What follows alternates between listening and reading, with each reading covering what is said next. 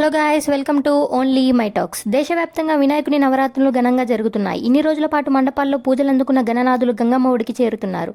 ఇక మంగళవారం హైదరాబాద్లో శోభాయాత్ర అట్టహాసంగా జరుగుతోంది.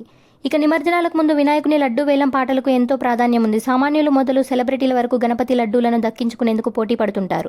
ఇందుకోసం లక్షల రూపాయలు ఖర్చు పెట్టేందుకు రెడీ అవుతుంటారు. అలా తాజాగా బిగ్ బాస్ మాజీ కంటెస్టెంట్ ప్రముఖ యూట్యూబర్ టేస్టీ తేజ వినాయకుడి లడ్డూని భారీ ధరకు దక్కించుకున్నాడు. తన సొంత ఊరు గుంటూరు సమీపంలోని తెనాలిలో జరిగిన గణేష్ నిమజ్జనంలో ఉత్సాహంగా పాల్గొన్నాడు టేస్టీ తేజ.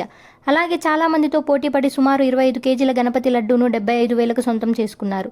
ఇందుకు సంబంధించిన వీడియోని ఇన్స్టాగ్రామ్లో షేర్ చేసుకున్నాడు బిగ్ బాస్ మాజీ కంటెస్టెంట్. మా ఊరిలో గత 25 ఏళ్లుగా వినాయక చవితి ఉత్సవాలు ఘనంగా నిర్వహిస్తూ ఉన్నారు. ఈ ఏడాది 25వ ఏట కావడంతో 25 కేజీల భారీ లడ్డును వినాయకుడికి సమర్పించారు. ఇప్పుడు ఈ లడ్డూని వేలంపాటలో 75,000కు దక్కించుకున్నాను అని చెప్పుకొచ్చాడు టేస్టీ తేజ.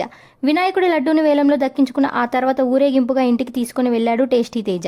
ఇక గణేష్ నిమజ్జన కార్యక్రమంలోనూ ఎంతో ఉత్సాహంగా పాల్గొన్నాడు ఫేమస్ యూట్యూబర్. గ్రామస్తులతో కలిసి ఎంతో హుషారుగా డ్యాన్సులు చేశాడు. ఇందుకు సంబంధించిన వీడియో ప్రస్తుతం సామాజిక మాధ్యమాలలో వైరల్ అవుతుంది. దీనిని చూసిన అభిమానులు నెటిజన్లు క్రేజీ కామెంట్స్ చేస్తున్నారు. యూట్యూబ్లో ఫుడ్ వీడియోలతో పాపులర్ అయిన టేస్టీ తేజ జబర్దస్త్తో మంచి గుర్తింపు తెచ్చుకున్నాడు. ఆ తర్వాత బిగ్ బాస్ తెలుగు సీజన్ 7లోనూ కంటెస్టెంట్గా అడుగుపెట్టి బుల్లితెర ఆడియన్స్ని అలరించాడు. ఇక బిగ్ బాస్ తెలుగు సీజన్ 8లోనూ Tasty Teja wild card entry ఇవ్వనున్నాడని ప్రచారం జరుగుతోంది.